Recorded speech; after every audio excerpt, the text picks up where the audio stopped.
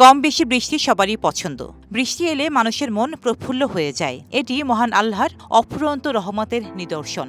এর মাধ্যমে মহান আল্লাহ কল্যাণ ও রিজিকের ব্যবস্থা করেন, আর প্রকৃতিতে প্রকাশ পায় স্বস্তির ছাপ। বৃষ্টির সঙ্গে মানুষ সহ অন্য প্রাণীদের রিজিকের সম্পর্ক রয়েছে। পবিত্র কোরআনে মহান আল্লাহ বৃষ্টি নিয়ে বলেন, আর আমি আসমান থেকে বরকতময় পানি বর্ষণ করেছি, অতঃপর তা দ্বারা আমি উৎপন্ন করি বাগ বাগিচা ও কর্তনযোগ্য শস্যদানা। সূরা কাফ আয়াত 9। নবীজির সময়ও বৃষ্টি হতো। বৃষ্টি মুখর দিনে নবীজি সাল্লাল্লাহু আলাইহি ওয়াসাল্লাম বিভিন্ন আমল করতেন।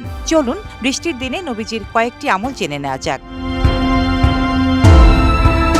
নবীজি বৃষ্টির পানি স্পর্শ করতেন, কারণ এটি আল্লাহর অশেষ নিয়ামত। বিখ্যাত সাহাবী হযরত আনাস রাদিয়াল্লাহু তাআলা আনহু বলেন, আমরা নবীজি সাল্লাল্লাহু আলাইহি ওয়াসাল্লামের সঙ্গে ছিলাম। এমন সময় বৃষ্টি নামল। তখন নবীজি তার কাপড় খুলে দিলেন, ফলে এতে বৃষ্টির পানি পৌঁছল। আমরা জিজ্ঞাসা করলাম, হে আল্লাহর রাসূল, এরূপ কেন করলেন? তিনি বললেন, কেননা এটি মহান আল্লাহর কাছ থেকে আসার সময় খুবই অল্প।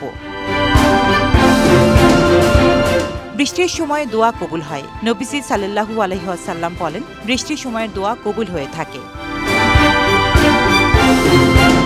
এছাড়াও উপকারী বৃষ্টির জন্য দোয়া করতেন নবীজি। হযরত আয়েশা রাদিয়াল্লাহু তাআলা আনহা থেকে বর্ণিত হাদিসে আছে, যখন বৃষ্টি হতো নবীজি সাল্লাল্লাহু আলাইহি ওয়াসাল্লাম তখন বলতেন, আল্লাহুম্মা সাইয়্যিবানা নাফিয়া। এর অর্থ, হে আল্লাহ, তুমি এই বৃষ্টিকে প্রবাহমান ও উপকারী করে দাও। অতি বৃষ্টি থেকে বাঁচতে নবীজি সাল্লাল্লাহু আলাইহি ওয়াসাল্লাম দোয়া পড়তেন। একবার অতি বৃষ্টিতে মহান আল্লাহর কাছে দোয়া করেছিলেন, আল্লাহুম্মা হাওলাইনা ওয়া আলাইনা। এর অর্থ, হে আল্লাহ, তুমি বৃষ্টি আমাদের আশেপাশে বর্ষণ করো, আমাদের উপরে নয়। ডেস্ক রিপোর্ট, সাম্প্রতিক দেশকাল।